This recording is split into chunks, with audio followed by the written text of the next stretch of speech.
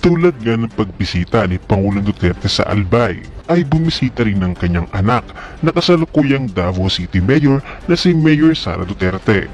Binisita niya nga ang Catanduanes at dalawang province sa Albay with no photo ops and media.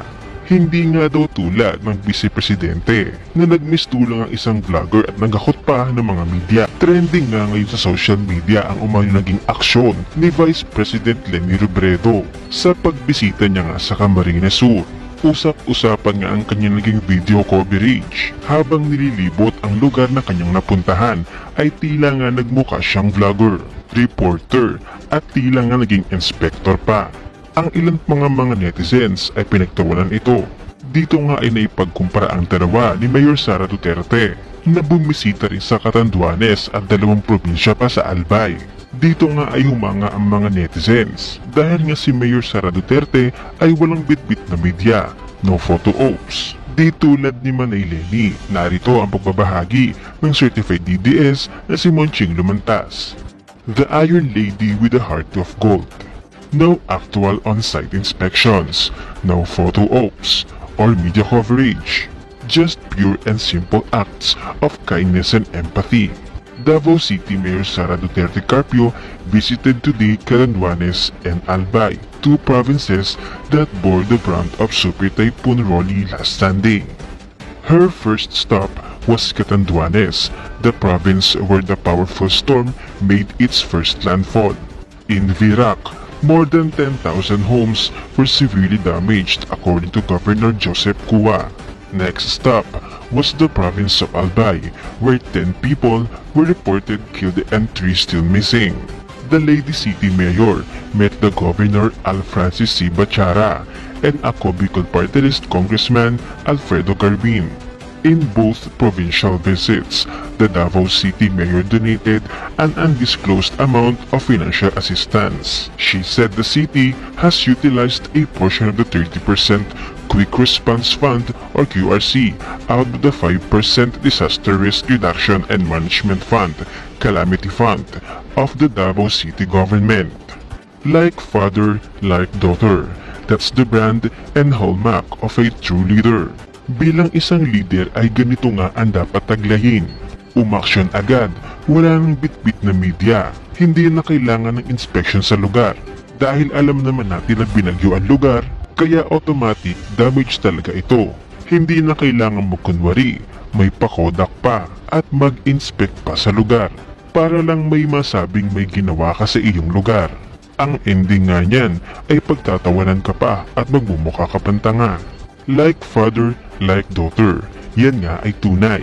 Ikinahiya ng maraming netizen ang naging komento ng veteran actress at kilalang kritiko ni Pangulong Duterte na si Agot Isidro matapos ngang manghingi siya ng tulong o donasyon sa international actor si Mark Ruffalo. Maraming netizen ang talaga namang nag-react sa nasabing Twitter post ito kung saan ay diretsyahan ngang nanghingi ng tulong si Agot Isidro sa nasabing Marvel star at Hollywood actor si Mark Ruffalo. Katwiran ni Agot, idiretso daw ito sa Office of the Vice President na siyang mangangasiwa sa lahat ng donasyon kung mayroon mang ibibigay ang nasabing Hollywood actor.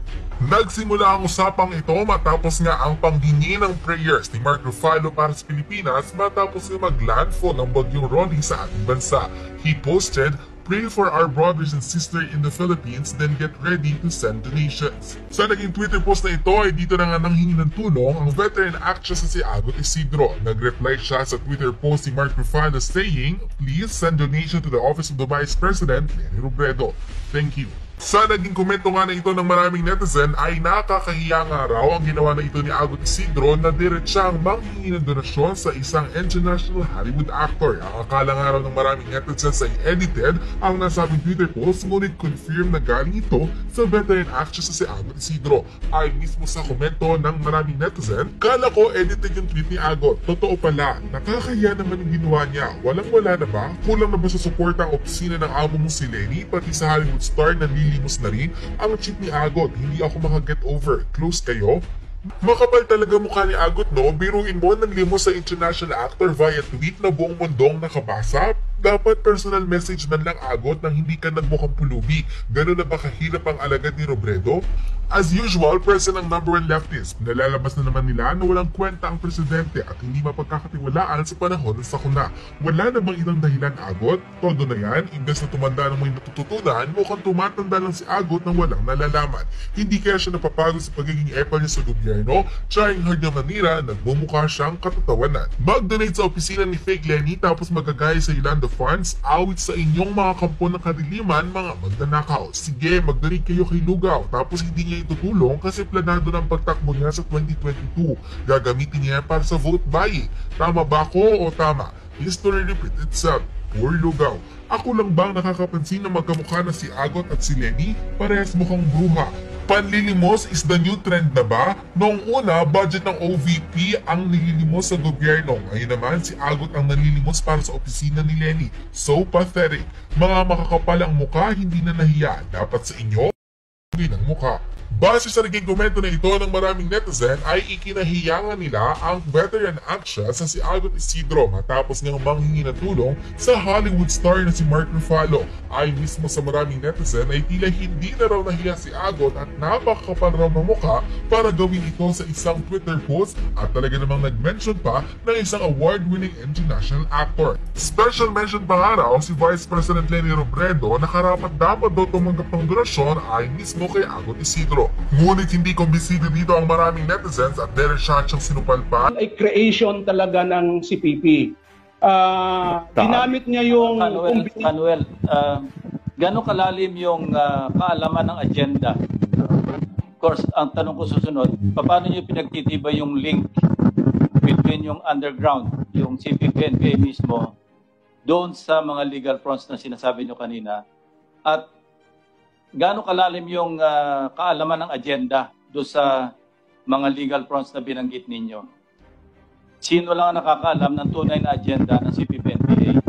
I suppose hindi naman lahat ng miyembro ng Gabriela o miyembro ng o yung mga nabanggit kanina mga kilusan, mga legal fronts, alam nila kung ano yung tunay na agenda. Hindi ba? Tama po, Mr. Chair.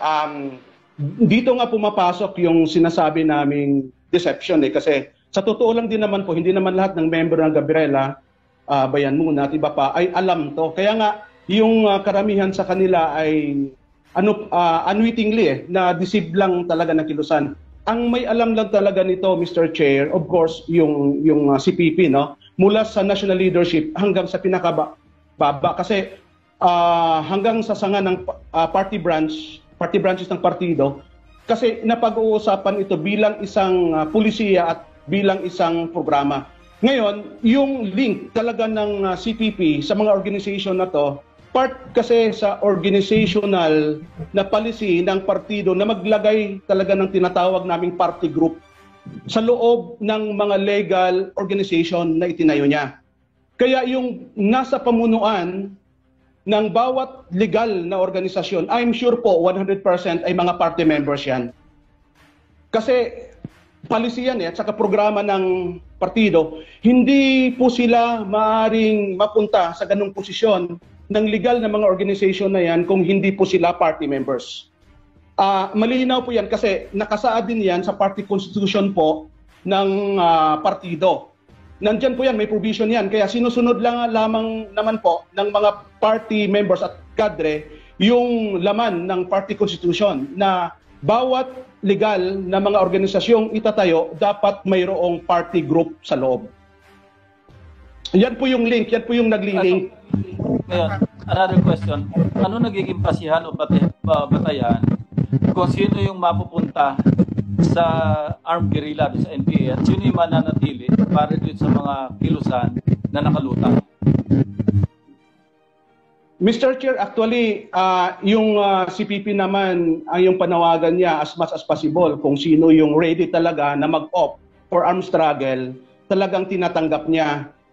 May tinatawag na kami sa loob na ideological campaign Dapat lahat ng nasa white area pagkatapos ng ilang taon dapat umakyat na. Pero it so happen na mayroong mga iilan na ayaw talaga at gusto lang manatili sa sinasabi nilang parliamentary struggle.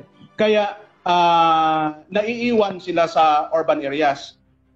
Pero may mga pagkakataon din po na base sa assessment and evaluation ng party kung sino yung effective talaga sa sinasabi naming white area operation, talagang pinagdidesisyonan ng party na maiwan. Say for example, of course, yung mga party list representative po na under sa Makabayan Block, and considering po sa kanilang skills, no, at saka yung capacity nila, ay talagang ano po sila, fit na fit po sa white area operations ng Kilusan. Kaya dyan po sila inilagay. Ngayon yung requirement po para sa kanila, in the first place, dapat maging party member yan to ensure the loyalty, no, yung kanilang loyalty sa party. Kasi nga, yung pagiging representative ng isang party list, napaka-vulnerable po sa tinatawag naming co-optation. Kaya nga, sa loob ng party, pinag-uusapan din talaga sino yung maaaring ilagay doon. So may requirements. Kaya nga, gaya ng sinabi ko kanina, dapat party member yung magiging nominee ng mga party list. Hindi lang po party member, kundi kinukuha mo na talaga yung loyalty niya. Pagkatapos, hindi lang simpleng membro, kundi kadre talaga ng partido yan. And specifically, yung task nila bilang kadre ng partido ay para sa tinatawag naming open legal mass movement, including po yung mga usapin sa loob ng Kongreso bilang mga representative po sila ng iba't ibang party lists ng CPP, na created po ng CPP.